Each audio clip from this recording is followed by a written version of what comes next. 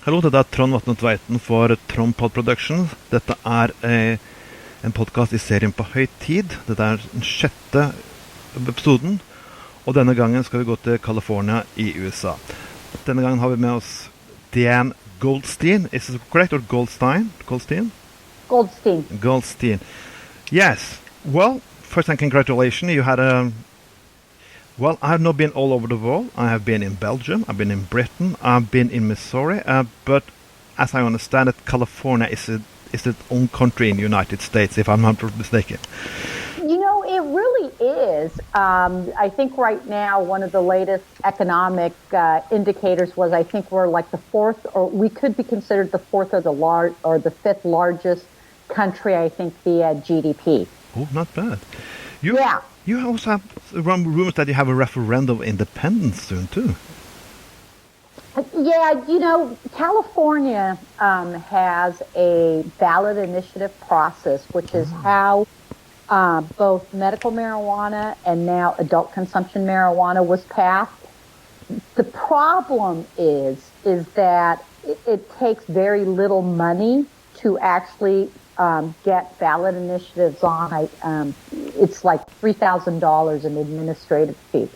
And so I personally don't believe that it will pass in any way, shape, or form. But it's one of those kind of crazy people who is actually living in Russia right now, who's a California resident and decided to do this. So it's just, you know, there's a lot of weird conspiracy theories rolling around in California over this issue. California is, I don't know what to say, but it's never been a boring state. That's quite for sure. But we're going to start something quite different. You already, I'm sorry, you're from LEAP, and I always have to ask the same question I ask every one of you. Why LEAP? And how was your way into LEAP? Sure. So LEAP is formally known in the United Kingdom and in Europe. It's still known as Law Enforcement Against Prohibition. But in the United States, we just transitioned to the Law Enforcement Action Project. And so LEAP was founded in 2002 by 5 police officers, 1 Canadian and 4 Americans, who believed that the American drug policy was the biggest policy failure next to slavery. And so that's strong words. Yeah, very, very much so. And that's exactly what we've seen in the United States relative to many of the issues that have been caused by the enforcement of our drug laws relative to mass incarceration. They've promoted, you know, death, disease, and addiction. Here in the United States, if you get convicted of a crime, there are many, especially if it's a felony drug crime, there's many inherent penalties that will prevent you from getting housing, adopting kids. You can lose your professional licensing. You lose your federal aid to student loans. It's a barrier to getting a job. And so it's created a dual caste system of people that are formally incarcerated for drug offenses. So my work with LEAP started in 2010 because of another marijuana initiative that was on the ballot. And it started relative to the issue of marijuana only, but I really felt strongly about other drugs that we were not handling them in the proper fashion. So I had a brother who had mental health problems. Yeah. And called dual diagnosed here in the United States, and he died from a drug addiction. And I saw his fight through my career as a police officer, and then after I retired, where he was arrested and criminalized versus getting adequate public health strategies or his mental health issues taken care of. But you started in this system, so you were a part of this system before you found a way to LEAP. Oh, absolutely, yes. I started my law enforcement career in 1983, and I retired in 2004 as a lieutenant. And so part of my career is I worked our gang units, and I ran a team that was primarily tasked with drug enforcement. And I started out in the United States, what we have is school resource officer programs. And one of the many things that I saw around the issues of our drug laws is that was the one place where law enforcement was the most ineffective. And so, I questioned very specifically around the issue of marijuana during my career, why we were, constantly enforcing this law, because it didn't matter if we arrested, 100 users of drugs. There were thousands more, and for every drug dealer that we arrested, 10 more would pop up. So I jokingly call it, there's a game called whack-a-mole, that the mole keeps popping out, and that's all we do in law enforcement is we play whack-a-mole, and it's inefficient, ineffective, and doesn't reduce the harms of drugs in our community, and in fact makes them much more dangerous. I often try to compare this with prohibition of alcohol, but then I get people are very angry with me because that you can't compare it because alcohol is culture. What is your comment to that? Well, it's exactly like the prohibition of alcohol. If we look at, because alcohol is a drug. It is. Okay. And so is our caffeine and, my glass of wine, and if people choose to smoke cigarettes. And so from a cultural standpoint I think that there is a culture for the use of cannabis. I think that culture has been highly stigmatized, which is why it's become a subculture. So if we would have allowed the cannabis industry to organically emerge and to be properly regulated, like we did with alcohol, then I think that our world would be in a much different place. And not everybody's going to smoke cannabis or use cannabis even for medicine, but not everybody drinks either. No. And so the question is, we really have to start doing the assessment of the harms to our communities.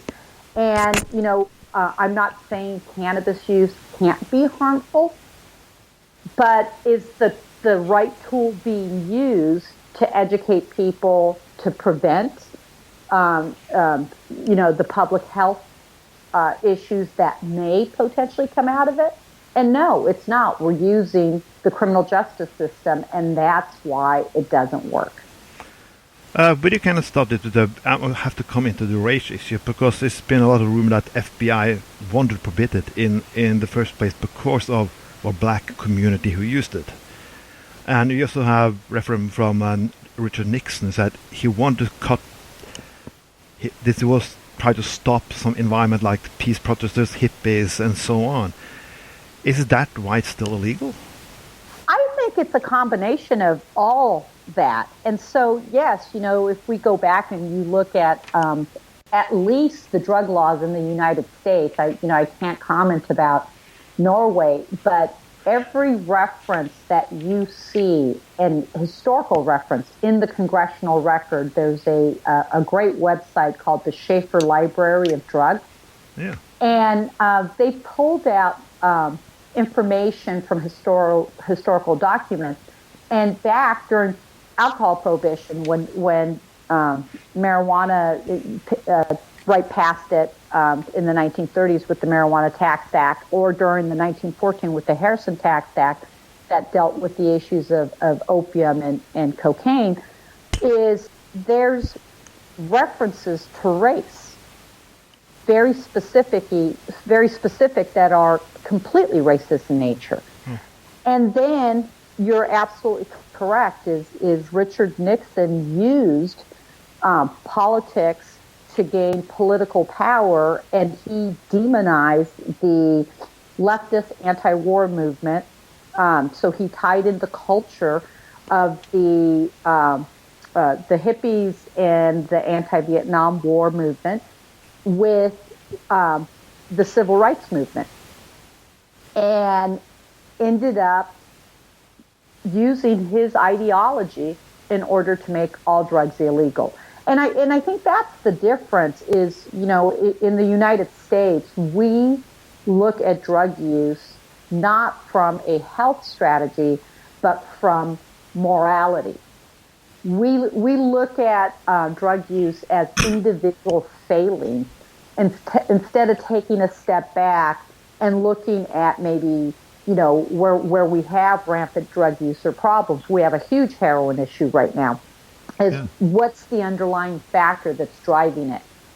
And so, we're still stuck very much in an ideological-based drug war here. It's a gentler, kinder drug war. They don't use the terminology drug war anymore, but we're still doing the same things. But drugs can also be a medication, and I see you have like a lot of problem with OxyContin. It's like a painkiller you have in the United States, who's sold to people, and that's nearly heroin, and that causes a heroin addiction. I see. So why is not the medical industry regulated more? Well, yeah, it's so interesting because one of the unintended consequences of the overprescribing of OxyContin, and that was very much so big pharma driven, is that the DEA and law enforcement tried to crack down, and they did, on what we call pill mills out here. Yeah. But the unintended consequence of that was people who were truly chronic pain patients who needed the pain management. Doctors started refusing to issue them their pain pills, and it drove a lot of pain patients into the illicit market to use heroin. And so all we did with the cracking down on the pill mills is we just displaced the drug use, which again is the issue of prohibition. What they should have done and what they didn't do was crack down at the manufacturing level. Yeah. Instead, they try to crack down at the distribution level, and that never works. I just look back to the prison system, because a lot of people you arrest for drug use and cannabis use are not criminals, and they were now put into hard jails with hard-cooked criminals. Can you say that prohibitions create more criminals, really? Because it's like a university for criminals when you put them inside. Absolutely.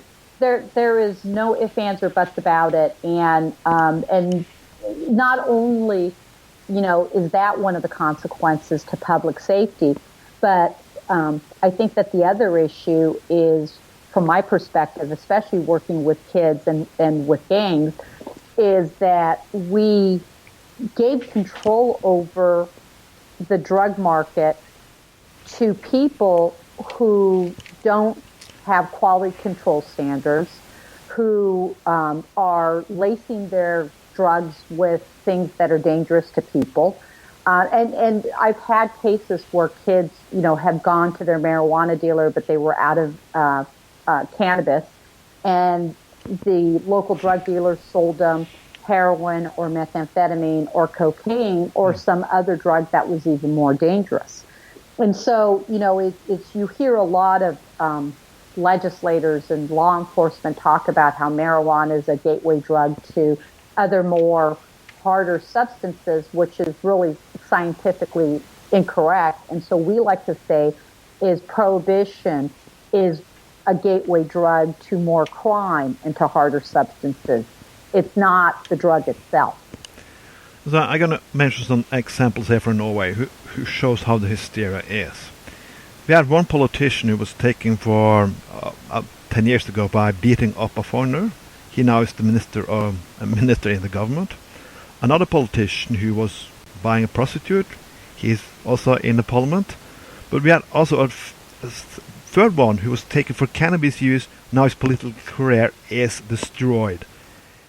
Wow. How is that hypocritical level of politics? Why is cannabis so much more on that level than any more other crime? I think it's because we stigmatize drug users. Yeah. And we tend to view drug users as having moral deficiencies. that they lack some type of morality, which is why they use substances that the government doesn't approve, which is completely wrong and in error. It's one of the things that I tell people a lot when they ask me, do I view marijuana use as dangerous? And I say, irresponsible use is dangerous. I don't want our kids to start smoking marijuana early, no different than, having them start smoking cigarettes or drinking too early, without educating them, like engaging in risky behavior, sex, or driving a car too fast. I mean, you just don't hand a kid a key to the car and say, go drive it, without training them and teaching them and talking to them about how to make themselves safe. And that's, I think, a big distinct part of the issue, where we look at, the one politician who beat up a foreigner. It's like, well, we make excuses for that behavior. Maybe he had been drinking. Maybe he was provoked. Maybe he had a bad day, and we tend to forgive that type of behavior, which is wrong. He was an asylum seeker on top of it, so that was the more. Yeah, which is one of those issues, which is, I think, it's more morally reprehensible to engage in violence like that than it is to consume, and smoke marijuana. It is. It's completely hypocritical, Sean. Yeah, because if Obama's been caught in college, he will not be in president for 8 years. Correct. Yes, absolutely. It's there's so many politicians. I mean, we use Obama as an example, Bill Clinton, George Bush, who admitted to having an alcohol issue and trying, kind of skirted around the issue of trying cocaine in the past. Is what separated them from everyday people is luck, economics. Is we tend to look at our communities out here, and in suburban communities that are predominantly white, if someone's child gets caught with marijuana or with other drugs, they go to drug treatment. In a communities of color, they can't afford it. They can't afford to get an attorney. And so the socioeconomic issues, class and race all play an issue in the disparities around our enforcement of our drug laws in the United States. I'm going to do a quote here from former President Jimmy Carter. He used to say, I think this was a quote from the early 80s, penalties against prohibition of drugs should not be to be more damaging to an individual than the use of the drug itself.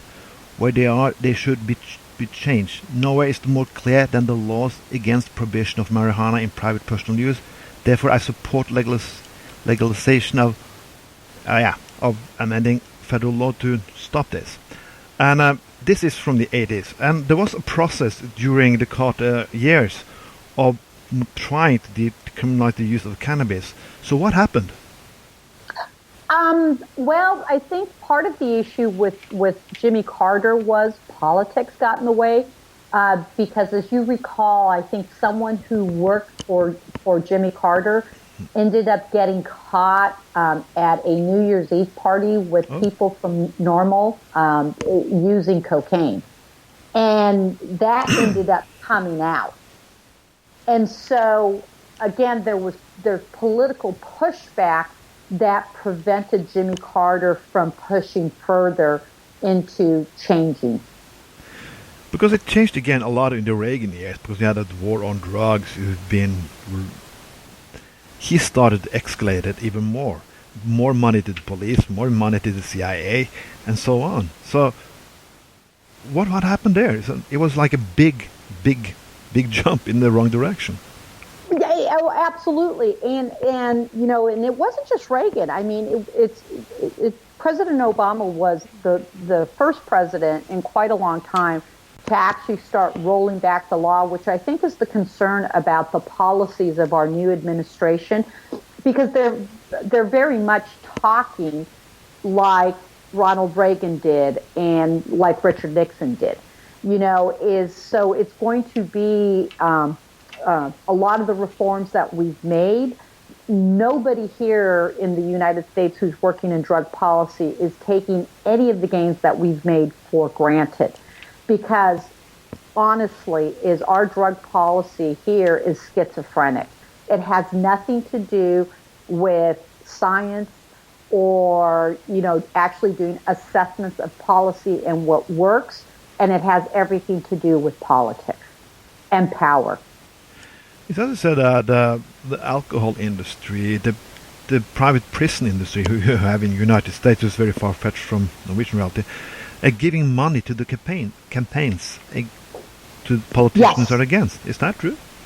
Yes, it is very much true. So we have, and I don't know how it is in Norway, but we have a lot of political activity that occurs for and against the use of cannabis. So, for example, it cost, I think, $15 or $16 million to successfully run our cannabis campaign in California this last year. And I did a lot of work with the campaign. I was a spokesperson. And we used private money. Well, people who were against it were law enforcement groups that use taxpayer direct and indirect funded dollars to support the No campaign. There, in other states, the alcohol industry, I believe in Massachusetts, donated a ton of money, as did the Catholic Church, to the No campaign. Catholic Church? The Catholic Church in Boston. And then in Arizona, one of the largest pharmaceuticals that also makes an opioid drug contributed $500,000 to the No campaign. And so the only state that we did not win this year was Arizona, and it's because the campaign there just did not have enough money. And so there's self-entrenched interest from the government side that helps support No campaigns. So in California, they're not supposed to use taxpayer dollars in these types of campaigns, but they let their police officers go and speak in front of legislators, or, in public education campaigns, or go debate on TV on why people should vote no. And so it's really become about leveraging money in the right way and doing a campaign that reaches out not just to, the cannabis consumer or the industry, but has to cross over to, the soccer moms in California is what we always talked about. And we had to convince them that the control and regulation of the cannabis industry would benefit the community by enhancing public safety and reducing the illicit market and putting monies into programs that would educate our kids. A lot of police officers I talk to who's for this always talk to me behind closed doors, say they can't do it because of their career. Is that the same thing in the United States, that people are for this but don't dare to go forward? Yes, very much so. Yeah, and it's really interesting, but it also depends on what country. So we have a law enforcement against prohibition branch in Brazil. Yeah. And the Brazil branch is made up of primarily active duty criminal justice professionals. They have judges and people from the military and law enforcement that all work together and still do their job. So it depends on the country. Yeah, because in Norway it's the end of your career, really. You get fired. Yeah. And you know what? And that has happened here in the United States as well, where people, in fact, have gotten fired for speaking out in the past. They've also managed to get their jobs back, but it's been very difficult. But so it's no freedom of speech in this issue, really? No. So people can usually lose the job. If you're not a Californian Hollywood actor, you can definitely lose your job speaking out. Yes, and it depends. And it depends what industry. And, the other issue here in the United States, I don't know if you guys do a lot of drug testing back in Norway, but because of our federal government that has developed these federal guidelines on all employers must maintain, if they get federal funding, must maintain drug-free working environments. And so you can live in a state where the use of medical marijuana or adult consumption is perfectly legal, but if your company drug tests, even though you're not impaired at work, you can get fired. But if you drink alcohol, it's okay. But if you use the other drug who's legal, you can lose your job. Yeah, and from a law enforcement perspective, for example, is like, with alcohol, if you showed up to work smelling like alcohol, you would get in trouble. But it's different with marijuana, is that you don't even have to show up to work impaired. You could be subject to a random drug test for no reason. And I think that's part of the issue and the problem as well. And those are things that I think are going to change in the future, is because you have organizations such as Normal. I think Normal in the United States this year, that's going to be one of their big campaigns, is to start addressing employee rights, employer rights. Where's the unions on that issue? It depends. So law enforcement unions are very strong, and they're able to negotiate if, in fact, random drug tests are conducted. But other unions are not necessarily as strong, but other unions oppose random drug testing unless there's impairment as well.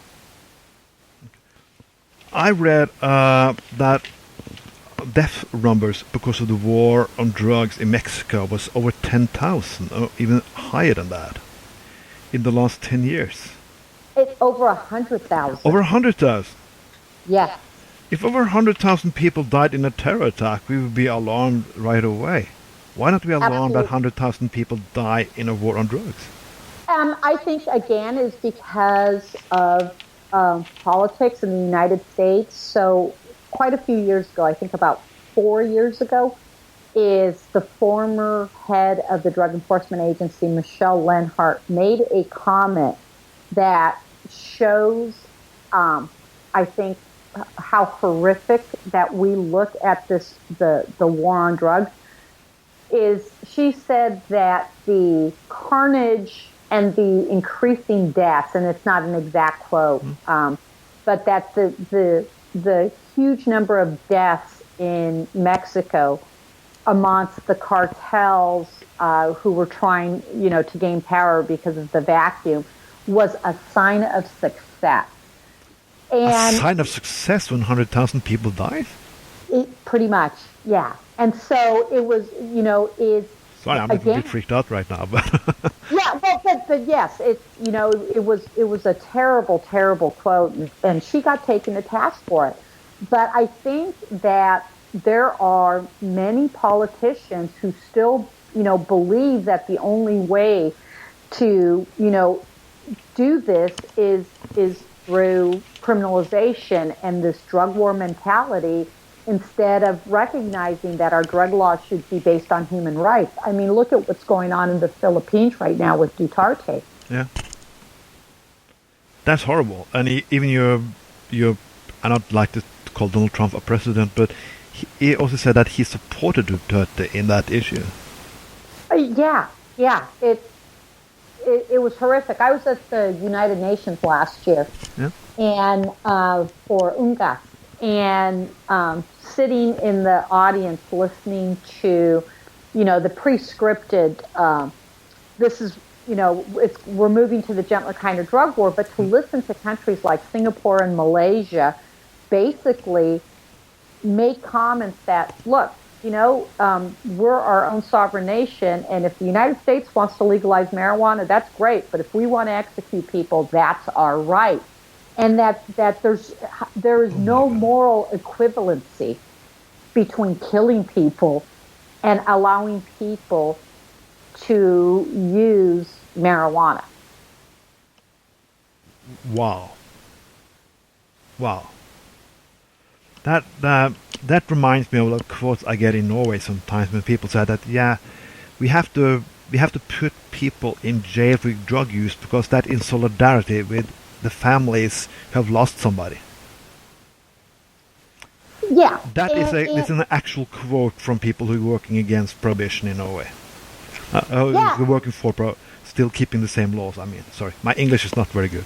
But No. Your English is actually very good. No, it's. I hear that all the time when I do work, because I think one of the things is, if you look at the number of United States police officers that have been killed going back the last 50 years, a notable amount of them have been killed in the enforcement of our drug laws.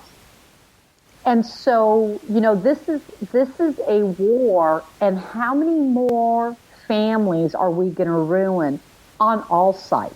Yeah. It is, should we not be engaged in looking at policies that protect the public and the police? Yeah. But the cost of this war, how much do you use each year, this prohibition? Because this is a lot of resources you use. And how could it be used differently? Well, so I just did a presentation this weekend, and I was given, a slide that showed, I think, going, we're way into over $1.5 trillion. You said $1 trillion?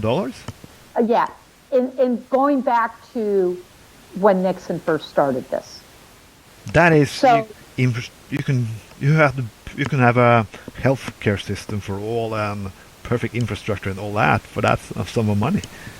Oh, and that's exactly the point that many people are making as drug policy reformers. If we have spent this much money in trying to prevent drugs from coming into the United States, so the exact amount, which is a real rough estimate going 1970 to 2014, is 1.8 trillion. And if we had spent that money on infrastructure, public health strategies, mental health, education, there's 1.8 trillion other places we could have spent it. And the results from this 1.8 trillion has ended up being that drugs are still easily accessible in all our neighborhoods, in every community, at our schools, that drug prices are the cheapest they've ever been, and drug purity is at the highest it's ever been. And we are smack in the middle of an opioid and heroin crisis in our country. Is it I can't talk in American without talking about the Trump wall. Would that have any effect at all on this war? No. All of us laugh about it. You have Mexican drug dealers already that have catapults on the other side of the current walls that we have. A wall is not going to stop drugs from coming in our country. And all it's going to do is displace it. And we've gone through this for years. And one of the things is a displacement route that's currently being used now is we have a tremendous amount of drugs that are now going, from Afghanistan into Africa, and then are going over to Europe. Yeah. So we during the heyday of the cocaine days, a lot of cocaine was being brought in and shipped through the Caribbean. Well, when we emphasized our drug interdiction efforts in that area, it then changed the market and now moved it coming in overland through Mexico. And it developed partnerships between the South American drug cartels and the Mexican cartels. Because even in the 80s, Pablo Escobar used submarines to get it into the United States anyway. Oh, absolutely. Absolutely.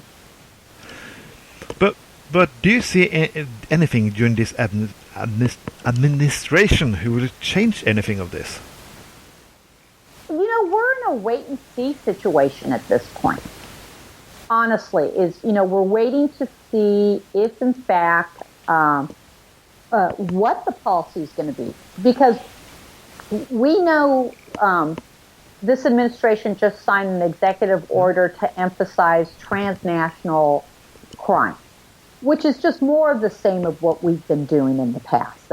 Nothing has changed. He signed a really pretty order that emphasized that we're going to be tough on drug dealers. It's the exact same policy that we've had in the past.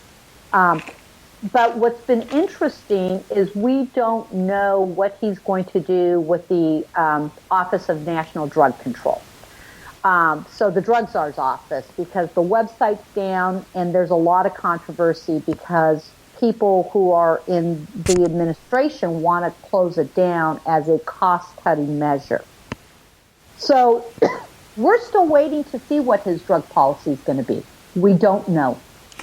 You're fighting for that called, I think, Prop 64 in California.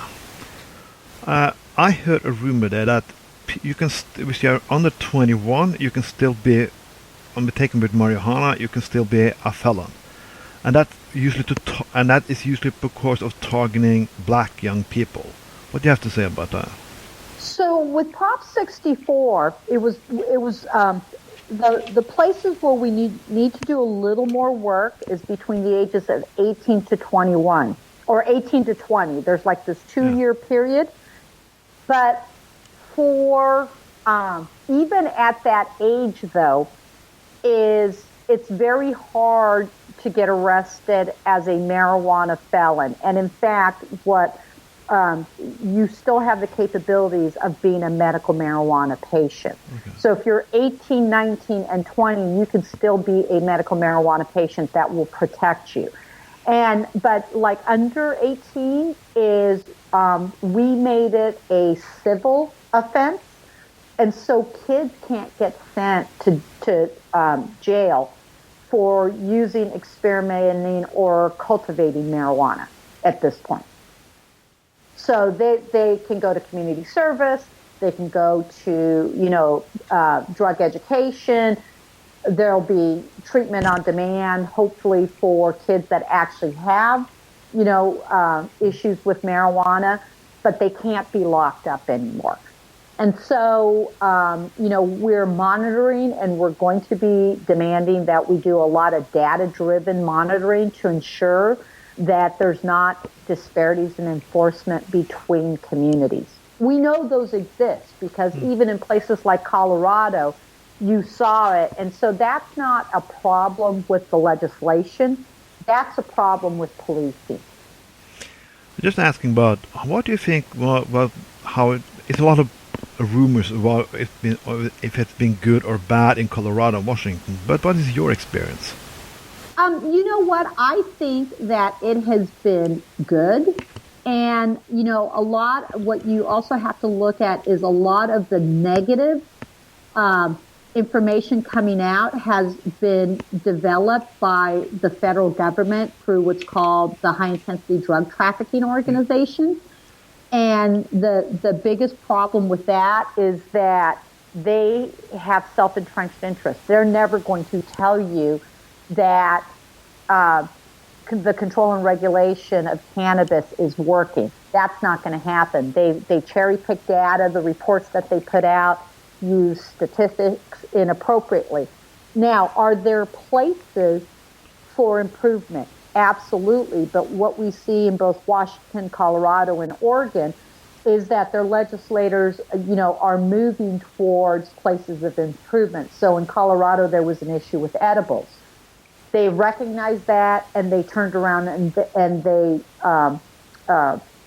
changed the legislation to require proper labeling and dosing and other standards that are necessary for the industry. Okay, so you would still say it is a success. Yeah, Yeah. I do. And so you have to look at it is, the Colorado industry is now over $1 billion. And if you think of it in simplest terms, that's $1 billion that the drug cartels or the illicit market didn't get. And so we know that although the drug cartels have shifted in the types of drugs they're bringing into the United States, they've recognized that marijuana is no longer profitable for them.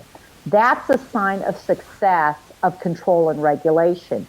In a free society, you're never going to eliminate the illicit market, ever. That's not going to happen. What we have to view law enforcement as reducing the harms in our community. We are never going to be crime-free. That's not going to happen either. We have to implement strategic programs that reduce the harms of many different activities. Statistics I saw from Oslo in Norway, but they haven't time to follow cases of sexual abuse and so on because they had so much to do with drug policy. Is that absolutely? Yes, same thing. So yes, and so in the United States, our federal government gives monetary incentives through grant money to local and state law enforcement to work on drug cases, but they don't do it for other types of crime. So it's domestic violence in homes are taken less seriously than two guys sitting smoking marijuana and playing a PlayStation. Yeah, well, you know what? It's interesting. I think from a domestic violence standpoint, we've probably evolved more because we have some pretty stringent domestic violence laws in California. Yeah. But, so for example, one of the things that happened in the last couple years when you talk about sex cases is we had a issue with many of our law enforcement agencies that had rape kits that were in their evidence lockers that had never been tested. And what we tell you is that a tremendous amount of forensic evidence that isn't tested, whether it's a rape kit or other, unsolved type of cases, it occurs because we arrest so many drug offenders. We arrest over 1.5 million people every year for all drug offenses in the United States. And every time you arrest someone for drugs, the drugs have to be sent to the lab to get tested. Yeah. And it's inefficient, cost-effective, waste of money.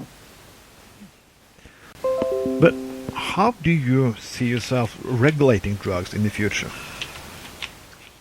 Part of it's going to depend on which type of drug it is. Yeah. I think we can state unequivocally that, for example, in Switzerland, their heroin-assisted treatment program is a huge success. And so, they have not legalized heroin, but they have made it a matter of public health. And because they've made it a matter of public health, they have dramatically decreased death, disease, and addiction rates that have revolved around it. But better yet, have also decreased crime because people are no longer having to steal in order to deal with their heroin issue.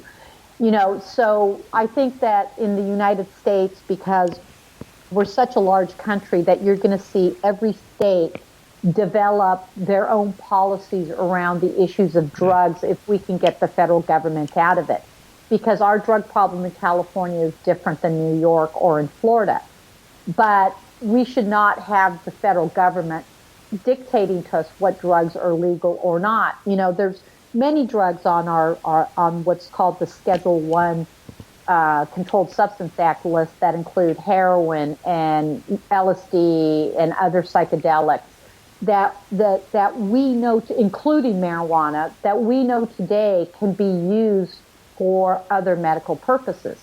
And so there's a growing body of research on the issue of psychedelics to treat PTSD and depression and other trauma. And so I think if we allowed more research into all drugs, not just marijuana, we would be able to demystify all the myths that surround so many of these drugs. And again, I think we can point to the fact that it's drug prohibition that has made all these drugs worse.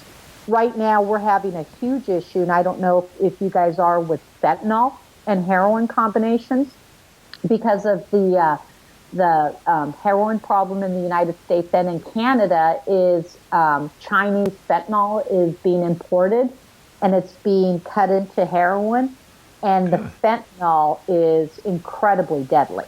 That's what's really spiking and fueling all the overdose deaths. So, wow.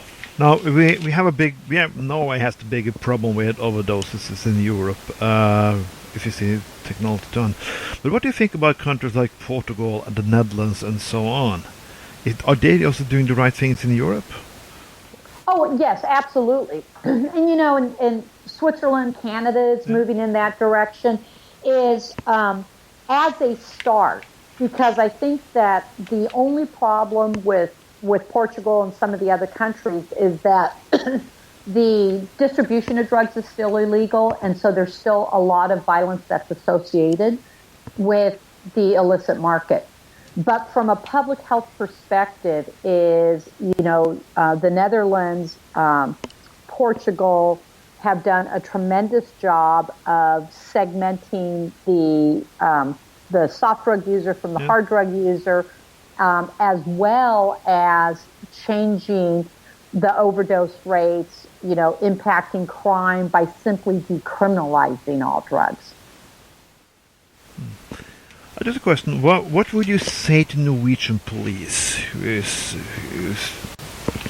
wondering what to do now? Because your organization definitely need to increase, get more members and so on. What would you say to the Norwegian police who wanna address this issue?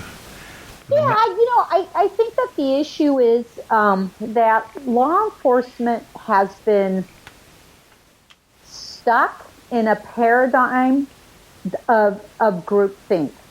We, rather than looking at, okay, we've tried this criminalization of drug problems and drug use for 50 years, and it hasn't worked.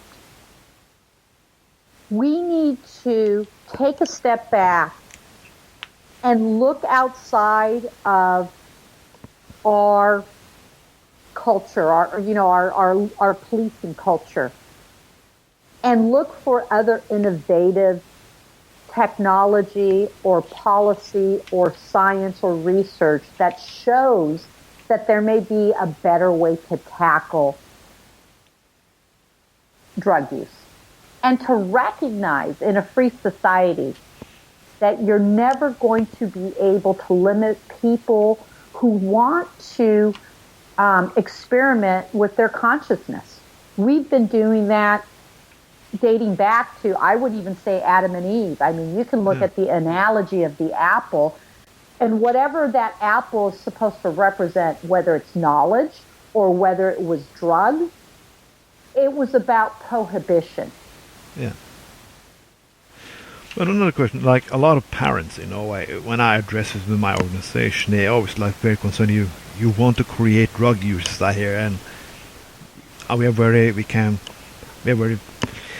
we try to protect our kids against people like you. What do you have to say to them? Well, I think you're not promoting drug use. You're recognizing that the drug use is already there. And that's not going to change. What you're trying to change is how we deal with it. Because I think we can all agree that teenagers shouldn't use drugs. They, for the most part, they shouldn't drink alcohol. They shouldn't use cigarettes. They shouldn't engage in risky behavior. And it's our jobs as parents to educate them on how to delay the decision to engage in risky behavior. Yeah. But I also believe, and part of the problem with the cannabis culture has been in the past, is because it's been illegal and in the underground. It hasn't responded as quickly to those concerns. And I think one of the best ways of doing it is acknowledging those parents' concerns and segmenting it by saying, no, we're supporting the use of cannabis for adults and to be used in a responsible fashion. We're not promoting the use of drugs for your children. And then you place that there are things that kids can do that adults don't do. And that's always been the case in our society. The last question, I will give you the possibility to plug something of your projects and so on, and recommend sites people can go to if you like. Sure. So you can still find us at our old website that directs us to the new website. So you can still use www.leap.cc, but you can find us on the web at lawenforcementaction.org. And we're doing a tremendous amount of different projects, both in the United States and over in Europe. We're trying to recruit more police officers on the national and the international level and other criminal justice professionals.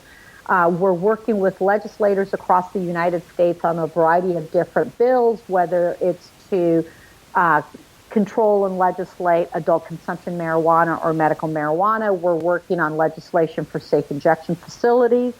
We're doing a ton of education around the issues of harm reduction and police reform as well, and developing police and community relationships, and really trying to be the bridge between communities that have been severely impacted by the war on drugs and current law enforcement, so we can all be stakeholders in what the future of our drug policies will be in the United States. Thank you for being on, Diane.